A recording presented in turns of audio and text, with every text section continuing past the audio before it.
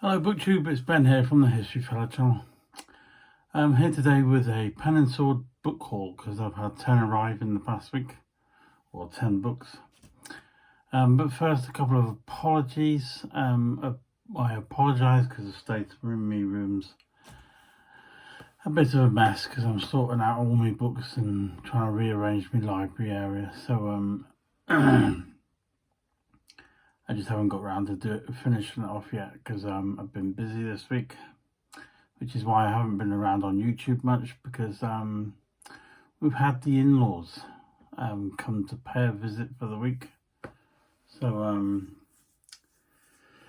I've been having to follow them around all week, which is brilliant. Yes. Anyway. It's been a sunny day here. We're apparently starting a little heat wave over here in the UK. Don't worry, if you're obviously watching in America, then our temperatures are nothing like yours. I mean, it's been about 28, 29 here today, which to us is really hot, whereas I'm sure if you're from the US, then that's not classed as hot at all. But anyway, I hope everybody's well.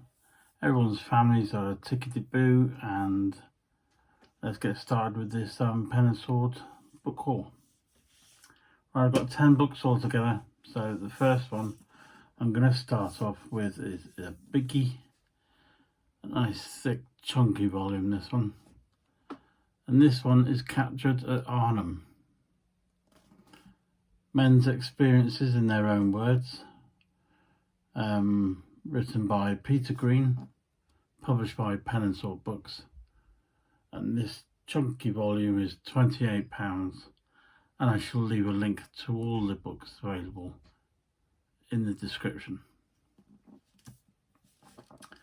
Right, if I read you the bit on the back, elite Allied airborne troops were to provide a corridor into northern Germany, but the operation failed, and more than 6,000 men were captured in a fortnight. They became prisoners against the background that Germany had obviously lost the war, making their captors keen to know how the Allies would treat Germany after the war. Many of the prisoners of war worked in factories, artificial oil plants, on the railways and in mines. They retained their high morale and sabotaged the German war effort whenever they could. Some men experienced the winter marches away from the Russians, while others received surprising help from the enemy.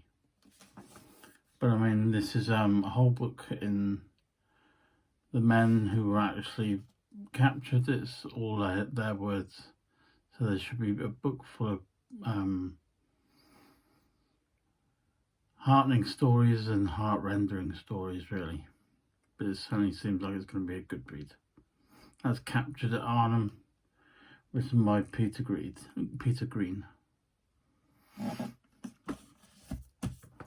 Right, next book is of a similar note, really, and that is Captured at Singapore,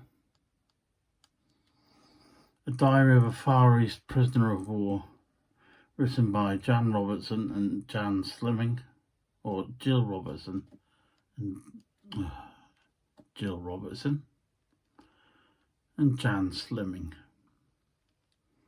Published by Pen and Sword Books and priced at £25. And from the inlay cover, what would it be like to leave your loved ones behind, knowing you may never see them again, then depart on a ship in the dead of night, heading for an unknown destination, and find yourself in the heat of battle, which concludes in enemy conditions so terrible that your survival in captivity is still under threat. See, this is where I need to put my glasses on, really. Cultivated from a small faded address book, secretly written by a young soldier in the Royal Army Service Corps. Captured at Singapore is a prisoner of war story of adventure, courage, resilience and luck. In 1940, Londoner Stanley Moore became driver T/170-638, and trained for desert warfare along with many others in the British Army's 18th Division. Their mission, they thought, was to fight against Hitler and fascism in the Middle East, but in a change of plan and destination, he and his fellow servicemen became sacrificial lambs on a continent much further from home. And that's Captured in Singapore, published by Pen and Sword Books, and written by Jill Robertson and Jan Slewing. It sounds good to me, but the conditions of the prisoner of war camps in Japan and the Far East were just kind of hideous, really. What they had to put up with was so harsh. Right, the next one is a change of subject. Oh, excuse the little moth. The Viking saint Olaf of Norway, or Olaf the Second of Norway, written by John Carr, published by Pen and Sword Books, and that's £20. Half-brother to Harald Hardrada, Olaf was himself a Viking of some repute. He led an attack on London and took part in many other raids. Converted to Christianity, he returned to Norway intent on uniting it into a single kingdom, which he succeeded in doing by 1016. He was defeated by internal enemies at Helgeir in 1026, exiled in 1029 as Canute invaded, then killed in battle by Canute's forces when trying to return. He was posthumously dubbed Norway's perpetual king and canonized 134 years later, credited with many miracles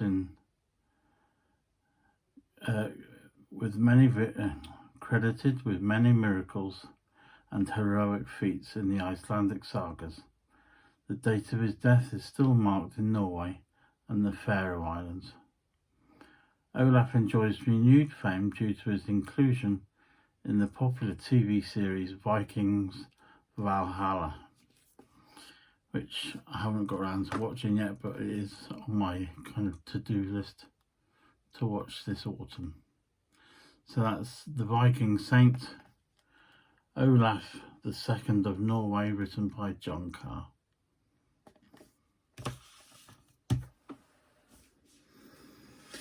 Right, the next book, I've been waiting to read this for a few months now, and I'm really keen to read it. It's called London and the 14th Century, City and Its People, written by Catherine Warner, published by Pen and Sword Books, and is priced at £20. Now, maybe it's me, or I just find the front cover brilliant. I love all the artwork and the fine drawing. And Catherine Warner, I've read a number of her books, and she's a brilliant writer. And actually, there's a picture on the back as well.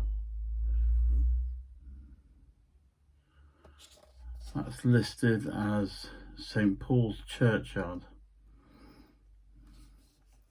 Surviving many discombobulating events that defined the world during the tumultuous 14th century was no easy feat. It was a turbulent, dramatic period in English history. The first ever deposition of an English king took place in London in 1327, and in 1348/49, the Black Death hit the city with a vengeance. Reveals and illustrates the lives of our ordinary ancestors, provides rare insights into one of Europe's most important social and historical microcosms during this time, illuminating the everyday lives, joys, sorrows and movements of many of London's long-forgotten residents before the outbreak of the ruinous Black Plague. That's London, a 14th century city and its people, written by Catherine Warner. Oh, it looks brilliant to me. The next one, yet again we have another Jack the Ripper book. I'm telling you, they churn these out like nobody's business. Jack the Ripper, the Policeman, a New Suspect. Written by Rod Beatty. It's actually probably quite good. A completely new, unthought... I'll start again. A completely new, unthought of suspect was probably suspected of being the murderer by the police, but they could not arrest him due to the prevailing distrust of the public towards the police in the Victorian era. He had the ultimate motive, revenge. Gives detailed workings of the law courts and the police attitude towards prostitutes in the Victorian era. That's Jack the Ripper, the Policeman, a New Suspect. Written by Rod Beatty. Seems quite a slim volume, but actually after sounding like I might diss it, it does actually sound quite interesting to hear what the actual policemen of the time thought. So it's probably quite good. Next one is a paperback. A History of British Royal Jubilees, written by June Woollerton. Now, some of you might know that our current Queen, Queen Elizabeth II, has recently celebrated her, I think it's 70th Jubilee year. And basically this is a book that looks through various other Jubilees throughout history. And actually, as I'm a bit of a monarchist anyway, it'll probably be quite good. I'll just read you a little bit from the back. As Queen Elizabeth II became the only British monarch to rule for 70 years, she marked the historic moment with a simple message, promising to continue her lifetime of service. But while her Jubilee Day was quiet, it was merely the start of a year-long celebration that would see millions around the world join the royal party. That's a history of British Royal Jubilees. Pen and Sword Books, and this one's priced at $15.99.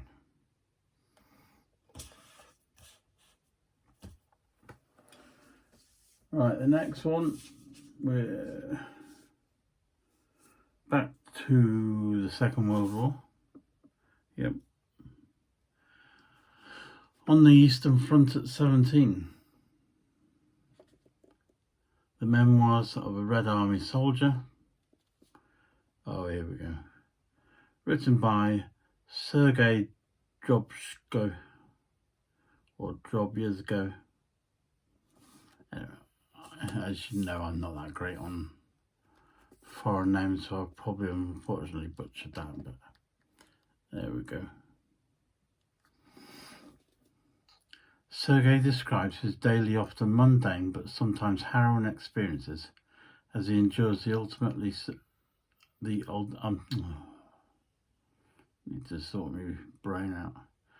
But sometimes harrowing experiences as he endures and ultimately survives more than 2 years of combat as a raw recruit, mortarman and infantryman in an army whose soldiers were lucky if they survived weeks of combat, never mind nearly 2 years. That's a quote there from David Glantz. Fascinating memoir of a Red Army soldier, gripping accounts of the hazards of combat and the privations of frontline service. Describes the divided loyalties of the various ethnic groups serving in the Red Army. Shows how the war affected Soviet civilians as the fighting ebbed and flowed. Available in English for the first time. And this one's actually published by Green Hill Books, which is part of the Pen and Sword group. And it's priced, let me see the inside cover, £20. And as usual, I'll put a link to Pen and Sword books in the description below. If you want, please feel free to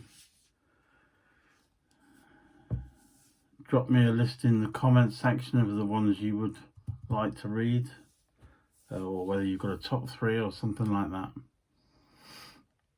The next one, Diary of a Wartime Naval Constructor by Sir Stanley Goodall, edited by Ian Buxton.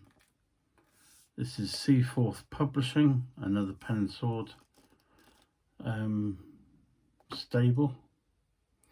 One of the most significant warship designers of the 20th century, Sir Stanley Goodall rose through the ranks of the Royal Corps of Naval Constructors to become its head in 1936.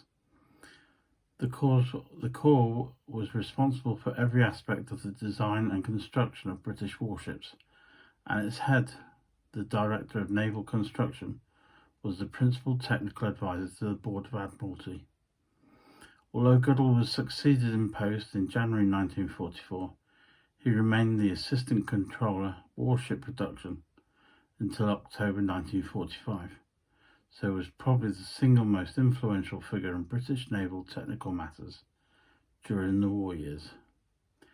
His private diary was never intended for publication. Indeed, it seems to have been a vehicle for venting some of his professional frustrations, so his opinions are candid and unrestrained. His criticisms of many of the Admiralty and the shipyards are enlightening, and taken as a whole, the diary provides new and unique insights into a wartime construction program that was built nearly 1,000 major warships and a myriad of landing craft and coastal forces. That sounds good, and it sounds like there might be a bit of juicy gossip. And we all like a bit of juicy gossip. Right, the penultimate book is another World War II book, Prisoner of War on the Sumatra Railway, written by John Godfrey Lee, Pen and Sword books, and it's priced at £20. Detailed information about his time and experiences as a Far East prisoner of war and the horrific treatment he received in the hell ships and prison camps.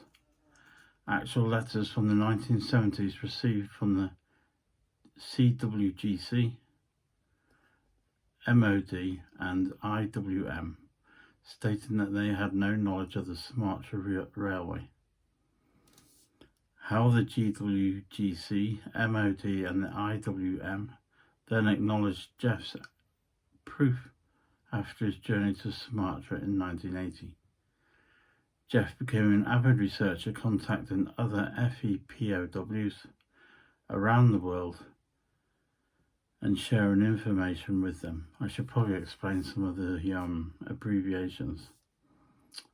The CWGC is the Commonwealth Graves Commission, which looks after all the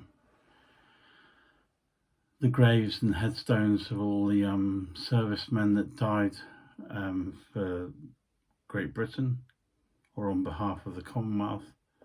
That's GWGC.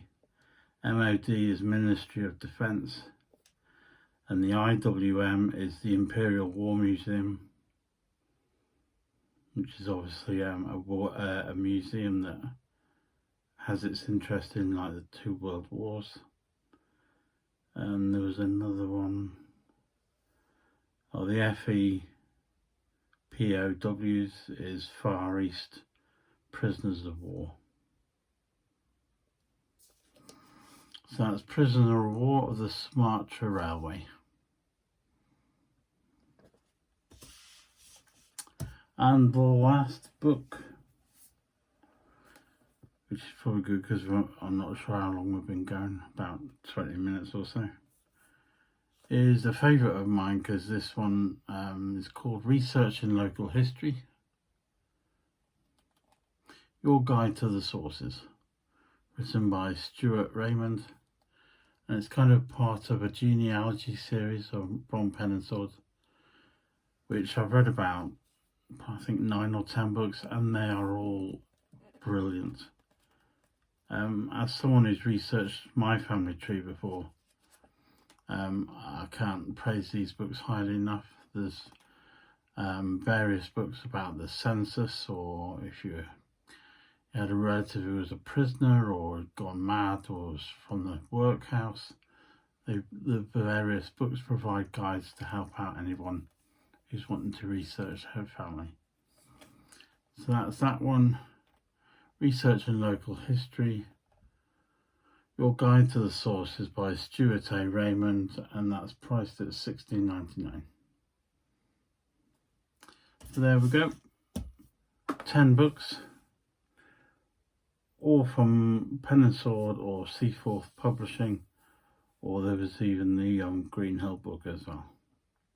So other than that, drop down in the comments if you which book you fancy reading first, or maybe top 3 favourites, or maybe if you've even purchased a copy already.